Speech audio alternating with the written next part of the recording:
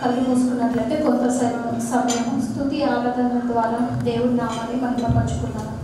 దేవుడి పరిశుద్ధ వాక్యంలో ఇలాగుంటుంది. యోహాను సువార్త 50వ అధ్యాయం 23వ వచనంలో ఈ విధంగా ఉంటుంది. స్తుతియాగము అర్పించువాడు దేవుడి మహిమపరచుచున్నాడు అని కదా.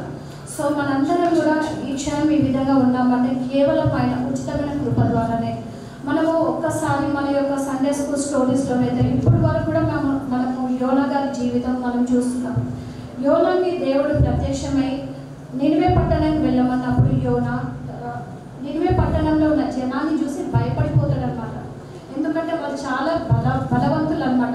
వాళ్ళు నాకు చంపేస్తారేమో అన్న భయంతో యోనా గారు ఏం చేస్తారు, తర్షీషు పట్టణానికి వెళ్తారనమాట. సో దేవుడు యోనా విషయంలో ఏ విధంగా అయితే తన యోనా చేసిన ప్రతి ఒక్క తప్పు వల్ల తను ఏమైపోయాడు, నీళ్ళలో పడివేయబడ్డాడు, చేప కడుపులో ఉన్నాడు. సో యోనా ఏ విధంగా అయితే తన తప్పును ఒప్పుకొని తను మోకరించి ప్రార్థించి దేవా నా తప్పును క్షమించయ్యా అని ఒక్కసారి తన పూర్ణ హృదయంతో దేవుని ఆరాధించినప్పుడు, మనస్ఫూర్తిగా ప్రార్థించినప్పుడు యోనా గారి ప్రార్థన దేవుడు ఆలకించి తిరిగి నినివే పట్టణానికి వెళ్ళి అక్కడ గొప్ప పరిచర్యలో యోనా గారిని వాడబడుతున్నాడు. సో అదేవిధంగా నీవు నేను దేవుడికి ఇష్టమైన మాటలు, ఇష్టమైన మార్గంలో మనం లేమేమో. ఒక్కసారి మన మార్గాన్ని ఒక్కసారి మనము పరీక్షించుకుందాము. అయ్యా మేము తప్పటి మార్గంలో వెళ్తున్నామేమో, దయతో మమ్మల్ని క్షమించండి అయ్యా, సరి అయిన మార్గాన్ని మాకు చూపించండి రాజా యేసయ్యా.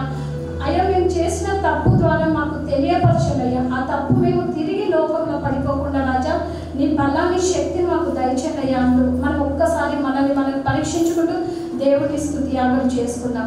మనందరికీ వచ్చిన పాట స్తోత్రం చెల్లింతుము, స్తుతి స్తోత్రం చెల్లింతుము అని చప్పట్లు కొడుతూ దేవుని నామాన్ని స్తుతించుకుందాము.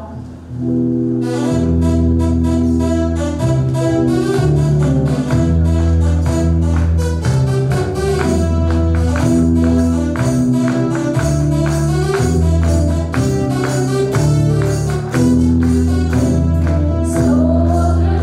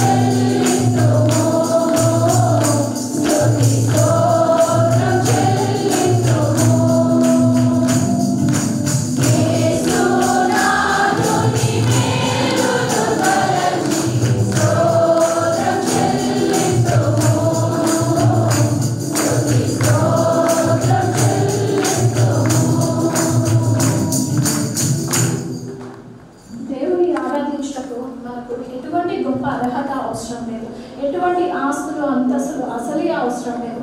కేవలం ఆయన మన నుంచి కోరుకునేది ఒక్కటే, నిర్మలమైన మనస్సుతో దేవుడిని ఆరాధించాలి. మనకి ఎంత ఆస్తులున్నా లోకంలో అవన్నీ ఇక్కడ లోకం వరకు, అవన్నీ పరలోకంలో దేవుడు అటువంటి ఉన్నవారికి అసలు స్థానమే లేదు.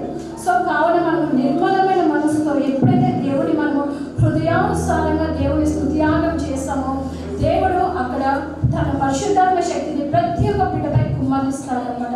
సో మనం అందరం కూడా దేవుడి యొక్క పరిశుద్ధాత్మ శక్తిని అనుభవిస్తూ మనమందరం స్తుతియాగం చేసుకుందాం. మనందరికీ వచ్చిన పాట ఏమివ్వగలనయ్యా నా యేసయ్యా అనే పాట పాడుతూ దేవుడి నామాన్ని స్తుతించుకుందాం.